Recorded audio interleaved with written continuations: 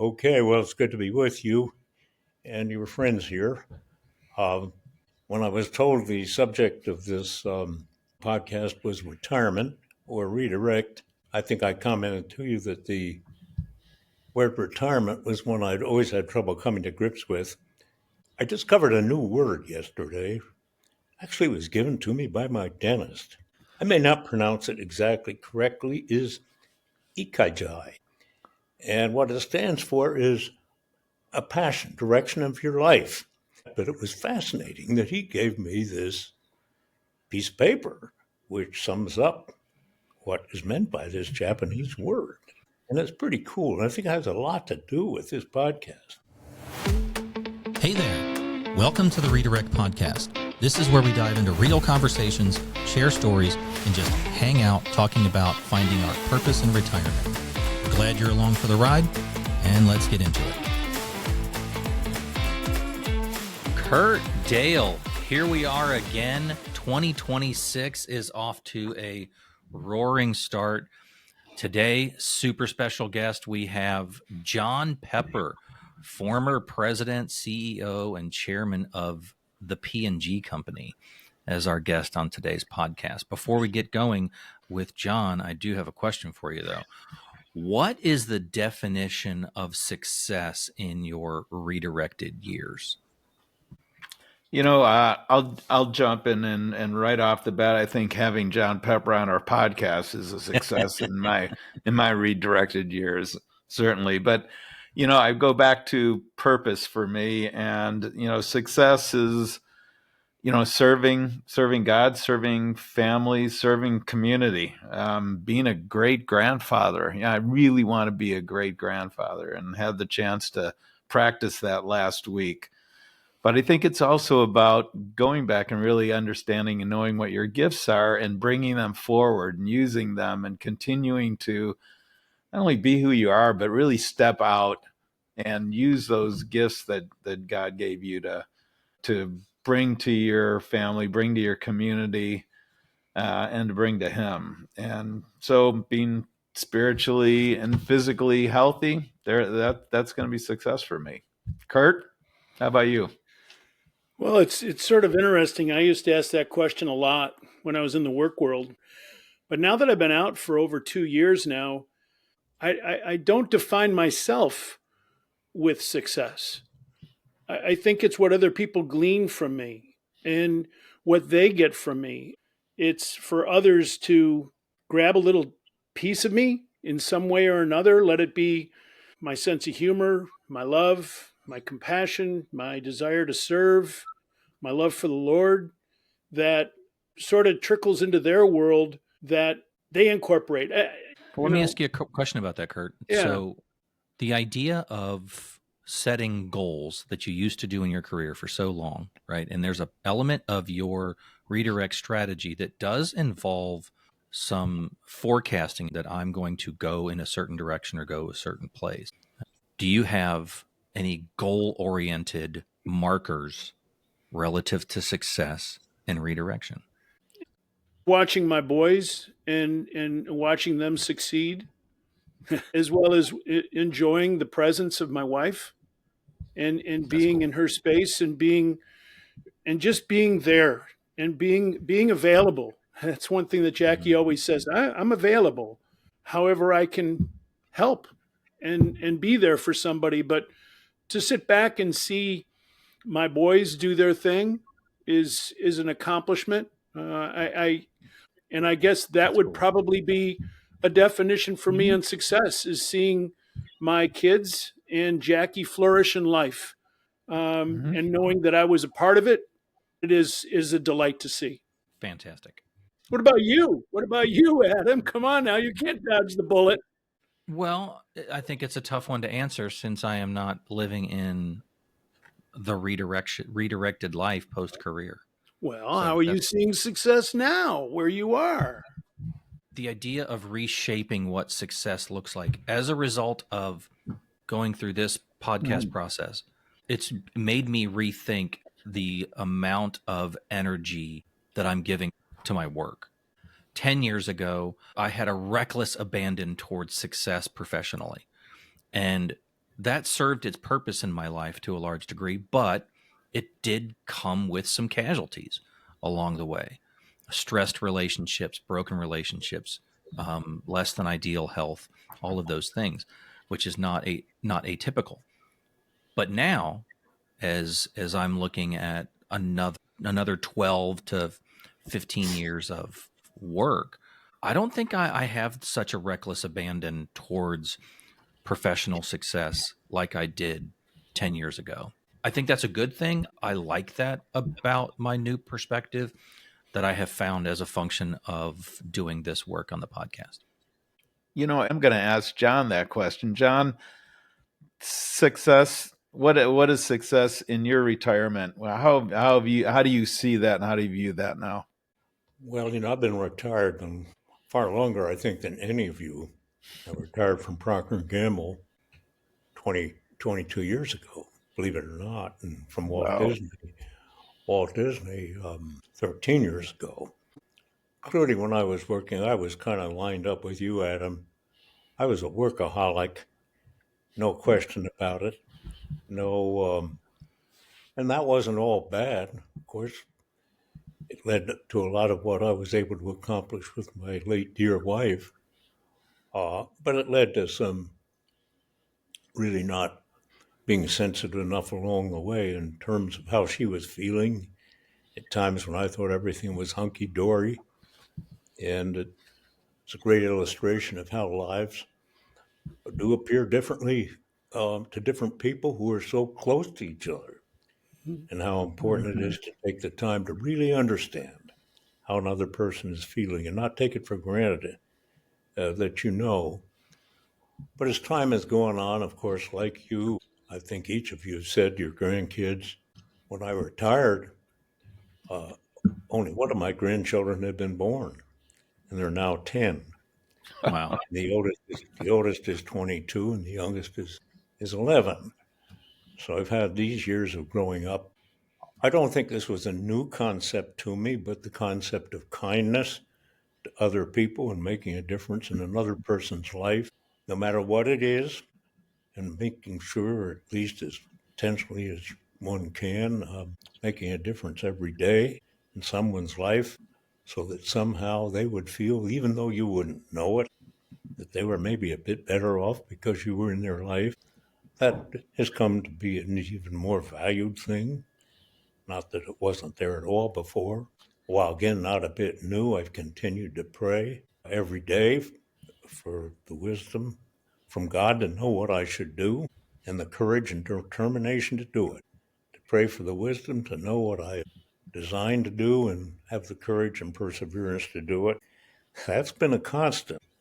That goes way back in my career, and it lives on right to the day at 87 plus.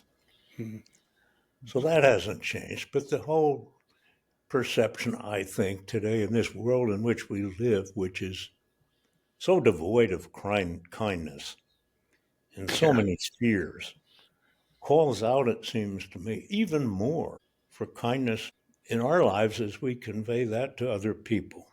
That burns even brighter today for me than it did before, though I think it's always been there growing up in the religion I did, that was certainly a precept that one knows is true, but one prays you can actually do well each day.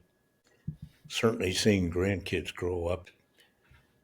And the memory of my wife, who passed away 8 months ago, that's a burning thing for me. She's still with me. I know. I ask her questions still. What do you think about this? And she'd often say, "You go figure it out." But other times, I'd hear what she'd say. I get an answer. It was one I paid attention to. Pay attention. Oh, those are some quick top of mind reflections to that question. I always talk about my next 30 years. I retired at 70, and I think I want to have another 30, and you're well into your next 30 years and have a lot coming. Do you see things changing for you when you're looking forward now? Are you going to do something again? Are you going to redirect your talents to Other things, what's the next, 30 look like for you, John? Well, of course, it won't be 30, and that doesn't matter to me. I just hope to be able to make a difference in whatever length it is and whatever number of years God has in mind. I don't think of it that way. And I honestly didn't think about it way back when I retired from Procter in 2002, 2003. I was lucky. And I was lucky in having had things in my life that made it easy to redirect myself. I didn't even think of it as redirection. It was Hmm. continuation. Ah, It was continuation of something I believed in, whether it would be education for kids, mentoring, tutoring, involvement with Yale University, but it could have been any place. But it was continuation with the Freedom Center, which I had an involvement in, creation of the National Underground Railroad Freedom ah, Center. I knew that was a journey that wasn't over. I'd been in it when I was employed with Procter and Gamble, but now I could play the role of a volunteer. There's so many things that need volunteer effort that can be informed by business discipline. Boy, have I ever found that to be true. Nonprofits are crying out for the discipline that business people generally have acquired in their career mhm. and that are desperately needed with all these very, very good meaning, good practicing people. But to join a board, to be an advisor, to help them succeed, whether it's domestic violence, which my wife was so concerned about, mentoring and tutoring, or schooling, all these things. We have so much work to do in this world, and passions and capabilities that you acquire along the way, though you may not think about it every moment, are applicable to these things and can make the world a bit better. That's what we're trying to do, isn't it? Mhm. Make the Oh yeah. world a bit better, just a bit better. That's enough. Well, maybe we can do something huge, but at least try to make it a bit better through personal relationships and helping an organization. It's all about people and value. You all know that. Yeah. It's all Mhm. about people and values. And we are people. And if we can bring ourselves as people to an organization to help them, and we've got good values. I think we have good values we've acquired. And if we can share them and frankly be lifted by the values of people in nonprofits, I can't tell you how much I have gained from people who take care of me right now in this house, Mhm. who are going through tough life, make mine look like a walk in the park, Oh, but they're inspiring mhm. to push on yourself. So, John, you referenced your business background. Dale, how do you feel about reading in John's bio so the rest of our listeners have full breadth of John's experience? Let me do that. Today's friend of the Redirect podcast is John Pepper. In short, John is a highly successful American business leader and civic advocate. He has a distinguished career at Procter and Gamble, joined in '63, rising to president in 1986, and later served as CEO and chairman from '95 through 1999. Then as chairman of the board from 2000 until 2002.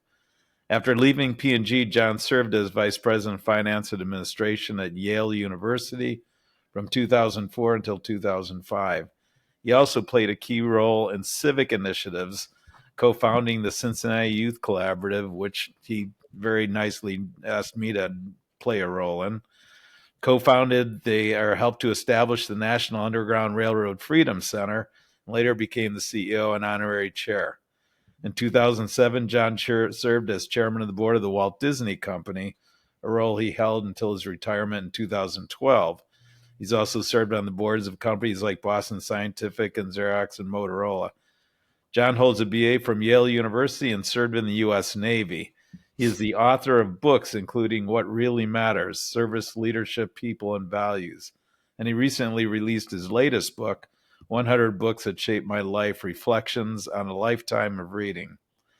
Not only is John an accomplished writer, he's also got a blog entitled Pepperspectives, Sharing Lessons and Learnings. In recognition of his leadership and community service, he has received the honors such as the honorary doctorate from the University of Cincinnati. John was married to Francie for 57 years until she passed last April of this year. He has 4 children, 10 grandchildren. John, we are welcoming you to the podcast, and already we've had some great conversation and a couple additional questions we have for you coming up. So my first question was really, you talked at the top of the show about the visit to the dentist yesterday. You gotta explain that a little bit more. I'm dying to hear a little bit more about that. Oh my, this dentist of mine has been a dentist of mine for, I bet 40 years. So we're kind of about the same age. He has signs up in his dental office which talk about growth. Looking at that sign took me to a wonderful quote, which I can't do exactly, from a biography of Wallace Stegner by Benson. And it attributes to Stegner the comment, "We keep growing because we have no choice not to grow. We keep growing because we have no choice not to grow." And that is a mindset, I think. And of course, I have to condition it with reasonably good health, Mm. because it's easy to say that, even though I've got some challenges. But we must continue to grow, and I think grow in terms of contribution. I think we all have to have a purpose, right? We've been driven by a purpose in business when we've been in our career, and if one loses a sense of purpose, and that being something they can do that's needed in the world, that they're good at, that they enjoy, that they feel rewarded by, these are the things that bring together a sense of continued growth.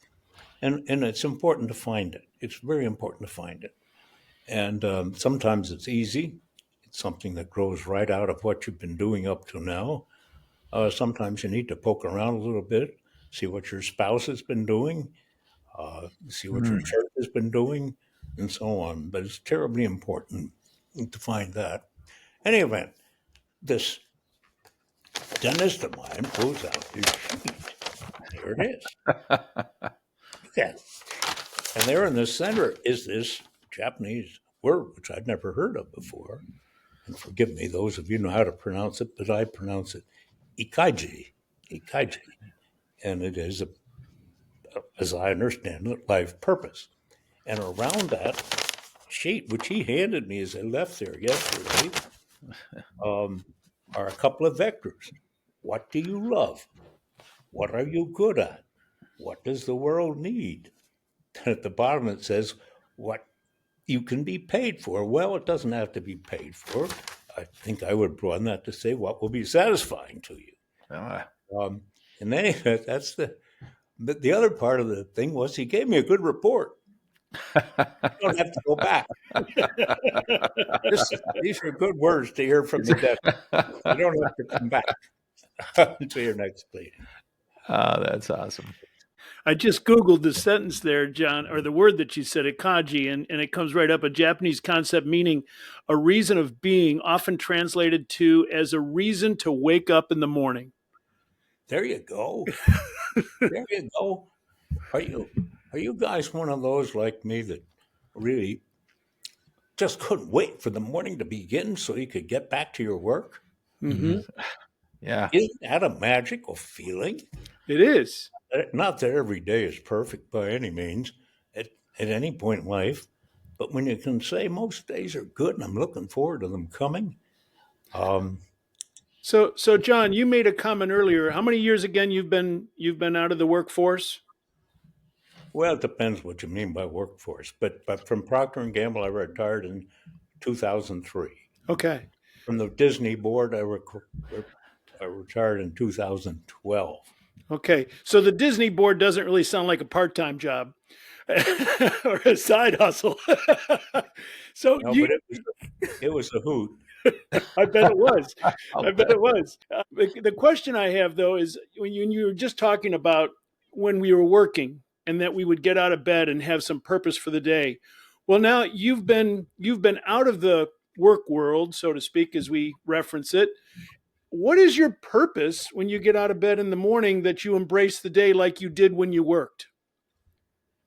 Well, right now, over the course of the last 4 to 5 years, it's been helping my wife, who's been very challenged with stage 4 metastatic breast cancer. And by the way, she was helping me just as much as I was helping her, because I had hip surgery and knee surgery.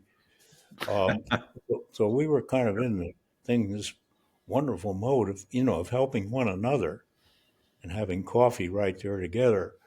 So that was a big part, of course, uh, and praying that she'd beat the odds, Hmm. which she did Hmm. year after year. In the last year, it's been completing 2 books that she wanted written. One wonderful book, get it on Amazon, called Andiamo. Uh, it's a book that brings together 4 years of letter writing she did from our 4 years in Rome, Hmm. 74 to 78, magical years, unbelievable years, um, which she writes about home to her parents every day. So it becomes a diary. And if you read Andiamo, you see the challenges she had as a 34-year-old woman with 3 children, 5, 4, and 8 months, with me out there working pretty much all the time and her doing all the work to get this house set up on Appiantica, which was a glorious experience. And again, brings me back to this point, if I could make a message in this, which is truly understanding those who are closest to us, fully understanding and listening. One of you said it well, being there for them. Um, with you said it very well, better than I just have. Being there for them, and the same thing goes with your kids. It's so hard to understand how the world is being perceived by another person, Hmm. even those closest to you, and it will never happen if you aren't listening carefully, empathetically. And I've always said, to me, the greatest gift we give another person is our time. It's our time. It's something my wife gave ceaselessly to everybody who called. She'd always say, I'm behind, I'm behind. Yet if someone called and had something they were concerned about, she'd spend 45 minutes on the phone with them in order to be of help to them. Whereas candidly, I might have spent 30 minutes and then been looking for a way to get off the phone. Hmm. And she would not do that. Hmm. She'd stay with them and then get off the phone and tell me I'm even further behind. Uh, but she'd have done it out of kindness and concern, and the other person knew it. And just received countless comments from people who I've never known, who tell me about the difference she made in their life because of that relationship. There's one thing I don't want to miss in this podcast. For those of you who are so much younger than I, and some of you who are, I guess, Adam, in your case, still working as in a job, and not we're all in a job. We just call it different things. Hmm. And that is, take time with your spouse to take trips. Take trips. These years, you all look very healthy. That makes me very, very happy just to see you on this picture looking healthy. And it doesn't go on forever. Yeah. And to take advantage of the time when you have mobility, to be able to travel, to do whatever you want to do, and not be consumed by whatever it might be that would consume you, that would stop you from doing that, I would just urge you. We were very lucky in our life that we were able, in the last 10 years or so of our lives together, my wife and I, to make wonderful trips. We had Disney cruises, we had trips to vacation spots. And if we hadn't had those, our life would have been nothing like what it was. So I just urge everyone hearing this, take advantage of these years. I know it sounds Hmm. pablum, but I say it from a voice of some experience with folks who didn't have that experience. Yeah. I mean, John, you brought up a great point. I had a conversation with my wife, Jackie, just the other day.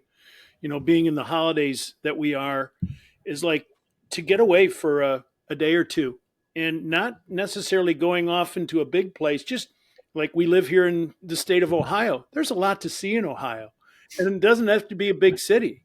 I mean, what are some of the winter festivals that are going on in all these little towns and these little burgs that we just get away together and go experience that time together? And as you're sort of saying, the best time about it is that you're with one another and you're being able to just be together. And you That's can't replace right, that with Curt. anything. There's a place not far from where we are in Adams County called Murphin Ridge. Ah, Uh, and my wife and I would go down there, just the two of us. I think we occupied every cabin they have there. I think they got 6 or 7 cabins. When we got done, I think we'd been in each one of them, and they got great meals. In any event, we go for 2 or 3 days. Mm-hmm. That was perfect. Yeah, Perfect. I've been there. I know exactly what you're talking about. It's a beautiful place, and it's a great place just to be engaged with one another. Yeah. Yeah, I'm right. so encouraged, John, to hear you say those words about traveling. This was my first kind of year of redirection. I'm still doing a lot of things. I came out of a career that I loved. I loved work. I loved what I did. Got up every morning to be able to go out and be a story builder and work with companies and and travel all the time. But Fran enjoyed being here. She didn't want to go to Dubai. She didn't want to go to Shanghai at the time. But this is the year that we both got to travel a lot more and really kind of scratch that itch for adventure by getting out and getting away, but not having to think about coming back to something, not having just being able to be together and to be in the moment and to be present has been a wonderful gift. But it's spending time with her and getting to know her more and more and more. And I'm really encouraged by that, John. It's really it's Yeah. special, and we have time and we have health. That's the two things that we've got. God's blessed us with not having to worry about day to day money at this point. I told my boys, we're spending everything in adventures. You're not going to get anything when I die. There's nothing left. We're going to spend it together because we want to do things together and be present. And thank you for further encouraging me to continue to do that. Stay at it. John, when we were in show prep, one of the comments you made was when you started into your retirement that you had to spend some time rediscovering, I think was the word you used, rediscovering your wife Francie and getting to know her in a really meaningful and sincere way. Can you tell us about that? Can you tell us about the notion of getting to know your wife again when you started retirement? Well, it wasn't really when I started retirement. Uh, is the biggest change. It really is much more recent than that. Would be in the last year. It certainly became more. We had much more time together when I came into retirement, and we were able to make trips like to Murphin Ridge and Disney cruises and just with grandkids. And I wrote a memoir some years ago, and she was reading, and she found one year, like I think it was 1993. It doesn't matter what year. And I was talking in glowing terms about the year 1993, which was the year I was responsible for the international business of Procter and Gamble, and traveling 7% of the time, and it was an amazing time. The Berlin Wall had just come down, China was opening up, and Francie was with me on almost every trip. Hungary, Poland, Russia, and she made such an incredible difference on these trips. I don't mean just to me personally; that would have been true, but to the wives of the executives that we met. So I wrote about this in my memoir as really what would I say, an unmitigated tale of satisfaction professionally and joy with my wife. And she invited me to read her journal from that same year, 1993. And I did, and I found that it had been much more difficult for her to realize. It was mind-boggling to see the difference. I mean, we had a really happy, great marriage. I think most people would look at our lives together that way. But this was very revealing. To your point, Adam, I won't beat it to death further. Um, but it was very revealing. It gets back to the point that I made earlier, is being sure we're taking the time to listen to each other, and especially those closest to us, and not taking it for granted that the world is the same for them as it is for us. Um, and that's not only true of our wife, it's true of everybody. It's true of our children, but it's true of every relationship at work or anywhere. What does the world look like through their eyes? And we talk about how hard it is to put ourselves in each other's shoes. Well, amen to that thought. You don't do that very well as individuals, and we don't do it very well as countries.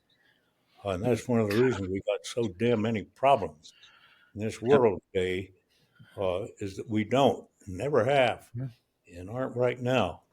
Um, and it's a lifelong lesson. And if there are the kinds of things if there was one I wish I'd known practiced better earlier, this would be it. John, I think this is true. How many years did you serve Francie coffee every day in bed? Oh my goodness. I don't know, 20, 25, 30. I don't know, 40. Those were the best things we did. And when she was sick, I did it. She was in bed, and I was at the other end of the bed. And I not only served her coffee, I brought her eggs. I was pretty good at eggs, too. Well, that little story impacted me years and years ago. It was a very simple thing that made a big impact on turning your sights to your wife, and that little thing just made a big difference, certainly to me, and I'm certainly sure to lots of others. So it was a lot of fun. I wish I could be doing it now. yeah, I'm sure. I had one other question. What would surprise people to learn about you, John, that people don't realize maybe?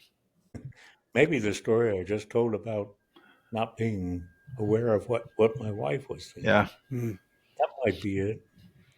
John, I know that the passing of Francie is fairly recent, and I do appreciate you coming onto the podcast and sharing stories that brought her to life in my mind. I never met her, but hearing some of the wonderful things and how you speak so highly about her is really love. And thank you for creating a new awareness in my life. Because when I get done with this podcast, I'm going to go upstairs and give my wife a nice big hug and kiss. And I know that she's there with you. And even though, as you said earlier, how do I deal with this? Well, you have to figure it out. But she loves you, and I thank you so much for being with us today and being so open as you were. And it was a pleasure to hear your words. Well, I'd just like to say one more thing about her. Every book I've written, I've made a dedication, and they've all been to her under the heading of she made everything possible. But I'd say this: she really made me who I am. Not entirely who I am. Like you grow up with a lot of roots. But if it weren't for her, I wouldn't be who I am. That's the God's honest truth. And that is an appreciation of people.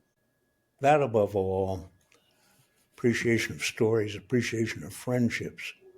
When she agreed to marry me, when I asked her, having 3 years of groveling pursuit to get her to marry me, in the back seat of a DC-9 in May of '67, I said to myself in my mind right then, nothing can go wrong. Nothing can go wrong. And it didn't matter, career-wise, anything. It wouldn't matter. And the greatest gift of confidence, and I carried this through my whole life, that I ever received from anyone was when she agreed to marry me. That was the greatest gift of confidence I ever received, and I received from her. And I continue to receive that, often quietly, but always present, looking out for me more than I did for myself, pointing out things. Mhm. In any event, she's a great gift to my life, and she remains so. And I thank you for that reflection of going up and giving your bride a hug. If Thank you. that's nothing else that comes from this podcast, you do that, and it's a good podcast. Most I'm right there with you, Curt. I'm encouraged to do that. Fran's here. She's in from shoveling snow. I better get up there and give her a hug. Yeah, you better give her a foot rub. Talk about turning the work over to somebody else. There you go. John, I'm really All right, glad guys. we got to spend so much time talking about Francie. I think a lot of people, a lot of podcasts would love to have you come and talk about all of the professional accomplishments.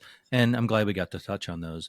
But to go and spend as much time as we did getting to know what that transition was like and your exploration and discovery of her, I think is just such an important thing for us to latch onto, and I'm really grateful for you for sharing all of that. You're welcome, Adam. It's been truly a gift. Thank you so much, John. And we'll catch you next time on the Redirect Podcast. If you enjoyed today's episode, you can find more of our content on Spotify and Apple Podcasts, as well as Instagram.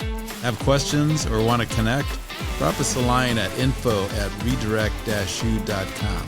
We'd love to hear from you. Remember, there's purpose in your life, so find it and go do something about it. Hey, I've got one more comment. The Redirect Podcast is presented solely for educational and entertainment purposes. We engage in an open, honest conversations about personal growth, life transitions, and the lessons we've learned through our own experiences. While we speak as experts in our own lives, we are not licensed therapists, medical professionals, or certified coaches. The content shared on the Redirect Podcast is not intended to be a substitute for professional advice, diagnosis, or treatment. Always seek the guidance of qualified professionals for any physical, mental, or emotional concerns that you may have. We're grateful to share this space with you and hope that our stories inspire reflection and connection. If you're in need of more support, we encourage you to connect with a trusted professional who can help.